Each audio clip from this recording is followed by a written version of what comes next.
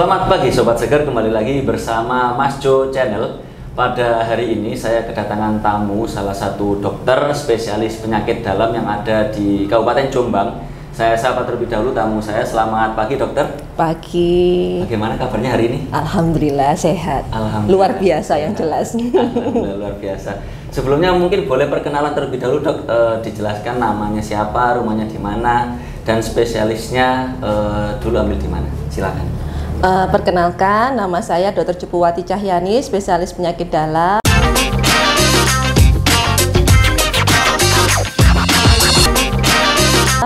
Sekarang saya tinggal di Jalan Raden Wijaya, nomor 28 Jombang. Selama ini saya untuk ambil spesialis penyakit dalamnya itu dari Universitas Airlangga. Dari Universitas Airlangga. Prakteknya sekarang di mana saja dok? Sekarang praktek saya jelas di Seger 2, kemudian di RSUD Ploso, sama satu lagi di RSU PKU Muhammadiyah Mojo Agung. Oh, di Mojo Agung. Berarti sudah full 3 dok ya? Ya, alhamdulillah sudah 3. Alhamdulillah sudah 3. Nah, membahas terkait tema kita hari ini dokter, itu kan terkait dengan diabetes mellitus. Nah, boleh dijelaskan nggak apa itu diabetes mellitus? Oke, memang ya saat ini, akhir-akhir ini, itu kasus diabetes mellitus itu bukan hanya hitungan tangan, tapi sudah banyak sekali, terutama di Indonesia. Dan Indonesia itu merupakan negara dengan kasus diabetes yang nomor 3 sampai nomor 4 terbanyak di dunia. Ya. Jadi ya, karena kasus kita banyak. Okay? Diabetes itu apa sih? Diabetes itu merupakan suatu kelainan atau penyakit metabolisme dari karbohidrat, protein, lemak, di mana penyakit ini sifatnya kronik progresif. Yang disebut kronik progresif itu apa? Dia ini akan bersifat terus-menerus dan akan menjadi jelek atau menjadi buruk ya jika tidak ditangani sejak awal. Sehingga kadang-kadang ada nih stigma yang bilang diabetes itu bisa sembuh. Enggak, diabetes itu tidak bisa sembuh. Iya, tidak bisa sembuh, tetapi bisa dikendalikan. Jadi bukan sembuh tapi dikendalikan. Nah, akibat adanya kelainan dari metabolisme tadi mengakibatkan gula darah meningkat dan dia akan terjadi defek pada namanya sel pankreas, sehingga kadar hormon insulin kita menjadi tinggi ataupun juga bisa terjadi gangguan resistensi dari insulin. Artinya insulinnya itu tidak efektif. Karena insulin tidak efektif, gula darah dalam darah tinggi dan itu akan merusak atau menyerang organ-organ kita. Nah, itu yang berbahaya. Jadi kalau nggak ditangani secepat mungkin itu bisa merembet ke organ-organ yang lain. Betul, betul. Dan rata-rata pasien diabetes itu datangnya bukan awal-awal gejala, tetapi dia datangnya sudah komplikasi. Karena diabetes pada saat awal-awal ya tidak terasa apa-apa, seperti baik-baik saja seperti orang sehat.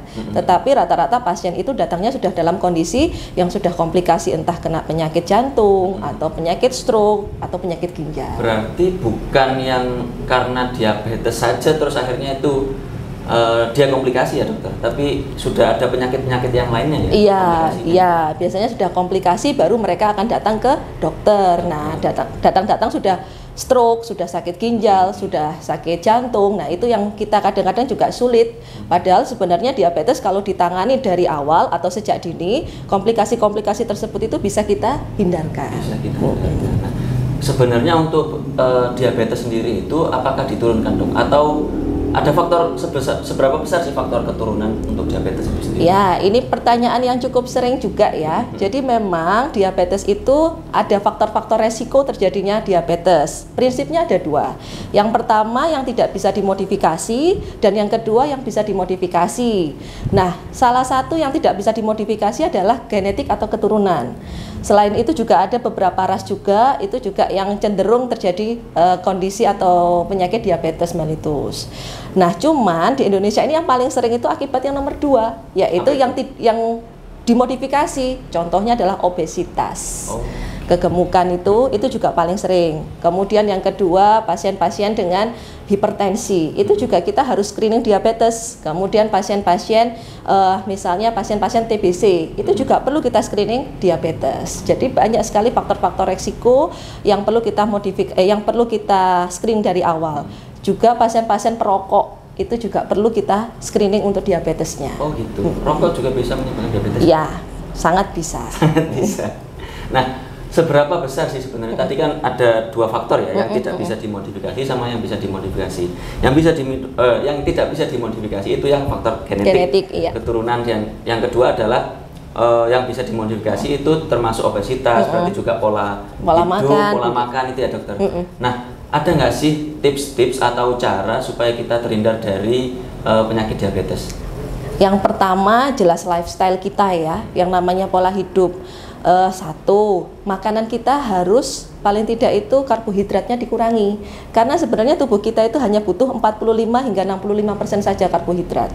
Cuman kalau kita ini kadang-kadang kebalik ya, seringnya kalau belum makan nasi padahal sudah makan roti atau makan kentang, itu kita nyebutnya aku belum makan. Nah, itu sebenarnya konsep yang salah. Padahal roti, kentang, ketela, umbi-umbian itu semua termasuk golongan karbohidrat. Jadi tubuh kita itu hanya perlu karbohidrat cuma 45 hingga 65%. Selebihnya harus protein, lemak dan mineral. Nah, itu yang pertama. Yang kedua adalah lifestyle olahraga. Nah, ini juga paling sering nih ibu-ibu misalnya, "Dok, saya itu sudah olahraga." "Apa Bu olahraganya?" "Nyapu, ngepel rumah, Dok." Nyapu, masak. Nah, itu salah. Jadi olahraga yang dimaksud di sini bukan seperti itu, tapi adalah olahraga yang sifatnya kontinu. Kontinu itu 1 minggu sekitar 3-5 kali, kemudian durasinya itu paling tidak 30 hingga 45 menit. Setiap kali olahraga? Setiap kali olahraganya. Jadi total kalau kita durasi itu 150 menit dalam 1 minggu. Nah, cuman kalau awal-awal olahraga jangan memakai patokan itu, karena olahraga itu tidak bisa langsung berat. Jadi kalau orang olahraga itu harus step by step. Paling tidak kita pakai yang 10 hingga 15 menit dulu setiap kali olahraga, baru nanti kita tingkatkan untuk kuantitasnya, seperti itu. Oke, berarti tadi selain pola hidup juga harus pola makan, makanannya dijaga, jangan banyak makan karbohidrat, tapi juga olahraga harus rutin ya. Betul, sama ini untuk pola makan, ini yang paling sering banget di negara kita. Kalau misalnya kita makan, pasti seringnya kalau makan di luar itu minumnya es teh. Betul. Nah, cuman masalah manis. Betul, itu gula itu wajib kita hindari. Sebisa mungkin minumnya adalah air putih saja. Jadi jangan berasa manis, karena kalau kita sering manis, walaupun kita tidak punya genetik atau keluarga tidak ada yang menderita diabetes, tetapi tubuh kita sering mendapat asupan manis, itu juga nantinya akan terjadi diabetes.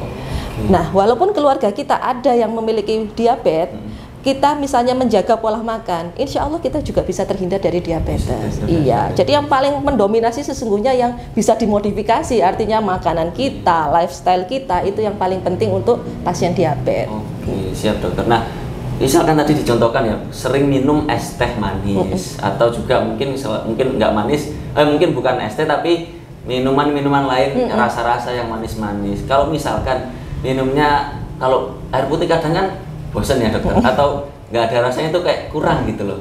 Misalkan teh tetapi tanpa gula itu bagus nggak dokter? Sebenarnya kalau dibilang bagus atau enggak, sebenarnya tidak masalah. Misalnya minum teh tanpa gula.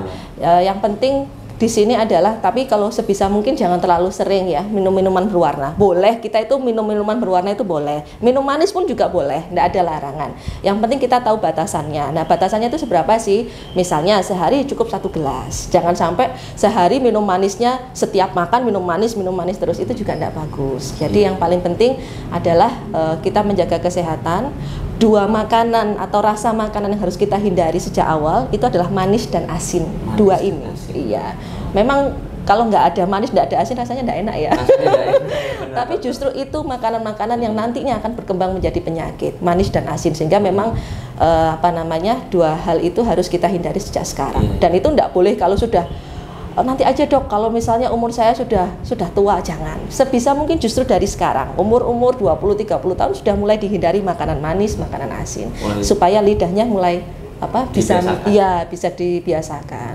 Nah, ini tadi kan membahas terkait pola makan. Tadi kan gula, terus juga rokok. Kan biasanya suka ngopi, suka ngerokok, ngopi aja kadang biasanya pagi, nanti sore kopi lagi, malam keluar ngopi lagi. Nah, itu berarti juga beresiko besar untuk terkena diabetes ya dokter? Betul, sangat besar. Jadi apalagi setiap dia minum kopi diberikan gula, nah itu justru yang paling besar menyebabkan diabetes. Makanya banyak di Indonesia ini diabetesnya adalah DM tipe 2. DM itu secara umum, diabetes itu dibagi menjadi 2. Ini secara umum. Yang pertama diabetes mellitus tipe 1, dan yang kedua diabetes mellitus tipe 2. Walaupun nanti ada DM yang lain seperti diabetes pada kehamilan, DM gestasional kita nyebutnya, tapi secara umum umum itu ada dua itu. Boleh dijelaskan dokter? Ya, yang DM tipe 1 ini karena mutlak dia ada gangguan dari pankreasnya. Penyebabnya bisa karena autoimun atau idiopatik. Sehingga jadi idiopatik itu tidak diketahui, bisa karena virus dan lain sebagainya. Sehingga sel beta pankreasnya itu tidak bisa menghasilkan hormon insulin. Nah, disinilah mutlak dia harus mendapatkan insulin dari luar. Kalau kita tidak ada hormon insulinnya, maka gula yang ada dalam tubuh kita itu tidak bisa dimetabolisme dengan baik. Terus yang kedua, DM tipe 2. DM tipe 2 ini yang paling sering itu terjadinya karena dia sebenarnya bisa menghasilkan insulin. Kadang-kadang hormon yang dihasilkan atau insulin yang dihasilkan pun lebih sedikit. Dan yang paling sering adalah gangguannya itu pada reseptor atau sensitivitas insulinnya. Jadi insulinnya itu bekerjanya tidak efektif. Ada tapi tidak efektif, sehingga kan sama saja. Akibatnya gulanya menumpuk dalam pembuluh darah. Nah, gula yang menumpuk dalam pembuluh darah itu akan beredar dalam tubuh. Nah, itu nanti yang akan merusak organ-organ. Karena gula itu sifatnya toksik ya, dalam tubuh. Jadi kita biasa nyebutnya kalau di dunia medis glucotoxicity. Jadi memang gula itu sifatnya toksik dan kita itu tidak boleh terlalu banyak gula di dalam tubuh kita. Gitu. Tidak boleh terlalu banyak kadar gula di dalam tubuh. Iya. Tadi ada sedikit disinggung terkait insulin ya, dokter. Apakah orang yang misalkan menyuntikkan insulin ke tubuhnya itu sudah termasuk ke dalam diabetes akut, dokter? Oh, ya itu gini. Jadi sering juga pasien-pasien itu datang. Kalau misalnya kita sudah, Bu, nanti pakai insulin ya, itu sudah mikirnya, aduh dok, berarti ini diabetes saya sudah berat, sudah parah. Sebenarnya penggunaan insulin itu ada indikasi-indikasinya. Jadi indikasinya yang pertama salah satunya seperti tadi, diabetes mellitus tipe 1, di mana tubuh kita tidak bisa memproduksi hormon insulin. Jadi kita harus dari luar. Betul, butuh insulin dari luar. Itu yang pertama. Yang kedua adalah pasien-pasien yang sudah kita berikan obat oral diabetes kombinasi, tetapi gula darahnya masih tetap tinggi terus. Nah, itu harus kita berikan insulin, salah satu indikasinya itu. Atau pasien-pasien yang alergi terhadap obat-obatan diabetes oral. Nah, mau tidak mau kan dia harus dapat insulin. Terus yang keempat, pasien-pasien dengan penyakit seperti infeksi, sepsis yang di rumah sakit, atau TBC, itu juga sebaiknya menggunakan insulin. Dan yang terakhir yang paling sering adalah pasien-pasien perioperatif. Jadi pasien-pasien yang mau operasi, itu juga kita gunakan insulin supaya menstabilkan gula darah sehingga dalam tindakan operasi nanti gula darahnya baik dan tidak terjadi komplikasi lebih lanjut. Nah, ini juga tadi kan katanya untuk diabetes itu juga ada kaitannya sama hipertensi tadi ya.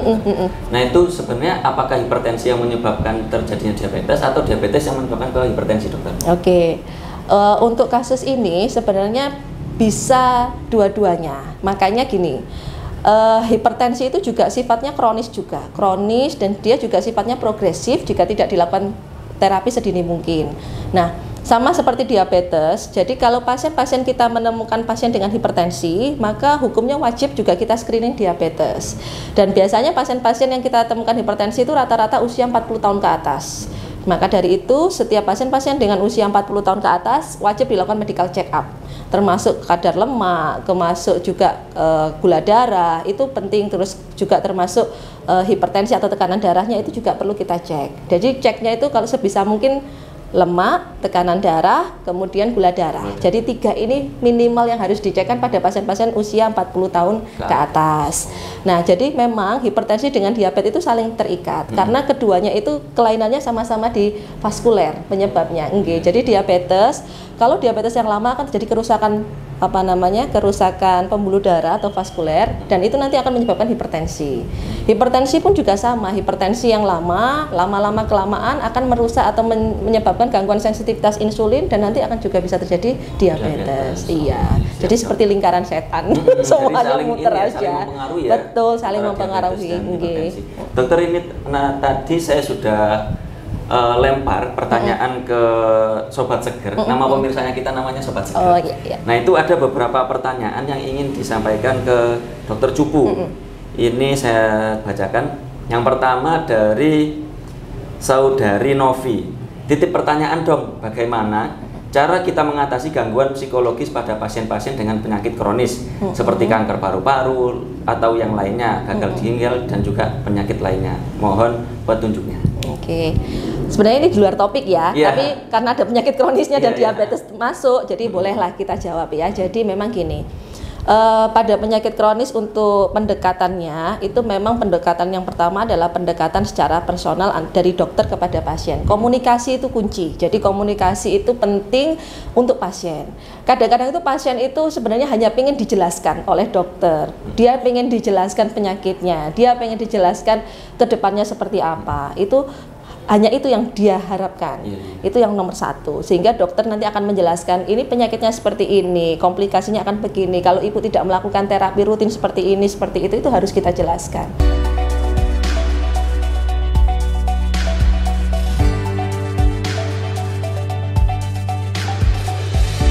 Yang kedua adalah tentu saja pendekatan dari keluarga. Keluarga itu adalah orang terdekat dari pasiennya, sehingga kadang-kadang memang kalau saya KIE pasien itu pasti saya panggil keluarga. Supaya apa? Supaya keluarga juga tahu apa yang dibutuhkan pasiennya. Nah, karena keluarga tahu apa yang dibutuhkan pasien, dengan begitu pasien akan merasa nyaman ketika di lingkungan rumahnya, di lingkungan keluarganya. Jadi sebenarnya konsepnya, pendekatan psikologisnya itu hanya dua itu, komunikasi efektif, dan yang kedua adalah pendekatan secara keluarga. Itu. Ini kita kembali ke topik terkait diabetes ya dokter. Misalkan kita lihat di iklan itu kan ada produk salah satu merek lah, itu katanya gula rendah kalori. Sebenarnya itu seberapa efektif sih? Misalkan kita pengen yang minum yang ada rasanya lah, ada manisnya lah. Tapi kita nggak pengen terkena diabetes. Nah, terus kita konsumsi pakai gula yang katanya rendah kalori itu efektif nggak sih untuk mencegah diabetes? Sebenarnya kalau dibilang efektif untuk mencegah, tetap pencegahan yang paling penting adalah lifestyle, olahraga. Itu yang paling penting, dua itu prinsip. Nah, untuk masalah gula, walaupun dia rendah kalori, tetap dia ada kalorinya. Sehingga pasien-pasien diabetes, walaupun dia menggunakan gula-gula yang rendah kalori, tetap tidak boleh banyak-banyak. Jadi kadang-kadang dia gini mikirnya, dok, saya sudah pakai gula rendah kalori. Ibu satu hari berapa saset minumnya? Saya pakai sampai 10-8 saset, itu percuma, nggak ada gunanya karena ditumpuk. Jadi kalorinya akhirnya ditambah. Jadi itu sama saja. Jadi yang penting malah justru di sini adalah pembatasan kalori. Bagaimana caranya supaya tubuh kita kalorinya tidak terlalu tinggi, tapi cukup, disesuaikan dengan aktivitas, disesuaikan dengan berat badan. Kemudian juga kalaupun menggunakan gula yang rendah kalori sewajarnya. Jadi dalam artian ya cukup sehari satu hanya untuk pengen rasa manis, tapi jangan sehari 8 saset, 10 saset. Ya makanya gulanya tidak turun-turun. Jadi salah satu penyebabnya yang paling sering gitu. Jadi dia merasa, loh dok, ini loh bebas kalori dan lain sebagainya. Tapi ternyata dicek, loh kok nggak turun-turun? Ya iya, memang ibu terlalu banyak, percuma mau pakai gula rendah kalori tapi kalau banyak yang dikonsumsi. Iya, sama saja. Jadi lebih baik memang air putih itu yang paling sehat. Air putih yang paling sehat. Kalau misalkan kalorinya itu dari nabati dokter, katakanlah buah-buahan itu kan juga mengandung manis ya. Kalau kita banyak mengkonsumsi itu, apakah juga bisa menyebabkan diabetes? Kalau kalorinya dari sumber nabati. Oke, jadi kalau buah-buahan itu kan memang juga manis ya, banyak fruktosanya. Sebenarnya bukan masalah, tergantung buah apa yang kita makan ya. Yang paling banyak manis itu mangga, itu manis, kelengkeng itu manis. Tapi kalau buah-buahan yang standar seperti pisang, kemudian apel, kemudian pepaya, itu sebenarnya tidak apa-apa. Yang penting dalam jumlahnya juga tidak berlebihan. Dalam artian sesuai, paling tidak sewajarnya. Tidak berlebihan. Prinsip hidup itu adalah semua itu serba wajar. Kalau wajar itu insya Allah tidak akan terjadi penyakit-penyakit yang aneh-aneh. Manis ya wajar, kemudian asin ya wajar, dan tidak berlebihan ya. Cuman Indonesia ini kan makanannya banyak yang gurih-gurih ya. Betul. Apalagi kerupuk itu orang Indonesia kalau makan tidak ada kerupuknya kayaknya nggak ada temennya, padahal nggak ada gizinya kerupuk itu. Cuman goreng, asin sama tepung isinya, jadi tidak ada yang baik untuk kesehatan kita. Ya sebaiknya juga harus dihindari lah. Oke, siap. Mungkin ada pesan untuk sobat seger ini dokter supaya terhindar dari penyakit diabetes mellitus, atau misalkan yang sedang mengalami itu diabetes mellitus, gimana sih caranya supaya kita itu bisa punya terkendali itu dokter, diabetesnya terkendali. Ada pesan mungkin ya untuk teman-teman sobat seger semua. Jadi kalau pesan-pesan saya yang paling penting nomor satu adalah lifestyle. Sebisa mungkin lifestyle kita itu yang sehat, artinya makan makanan yang bergizi, jangan sampai terlalu banyak kalori atau karbohidrat yang masuk, kemudian kurangi asupan gula, kurangi asupan garam. Terus kemudian hentikan seperti merokok. Jadi hidup-hidup gaya sedentary mulai dihentikan mulai sekarang. Dan kalau bisa dimulai juga aktivitas fisik, paling tidak olahraga 1 minggu minimal 3-5 kali. Kemudian kalau misalnya sedang merokok ya dihentikan merokoknya. Kalau menggunakan alkohol ya dihentikan alkoholnya. Itu penting karena sakit itu tidak sekarang yang kita rasakan. Jadi sekarang kita ngerasanya baik-baik aja. Sakit itu akan kita rasakan 5-10 tahun ke depan. Jadi memang mulai sekarang mumpung masih muda, jadi kita harus jaga kesehatan kita. Dan yang paling penting asupan cairan seperti air putih juga harus diperhatikan supaya badan kita tetap sehat, kemudian fungsi organ-organ tubuh kita tetap baik. Siap, terima kasih Dokter Cupu untuk wejangannya dan juga insight-insight yang diberikan kepada Sobat Seger. Nantikan podcast kami selanjutnya. Kita tutup terakhir pakai salam seger waras, Dokter.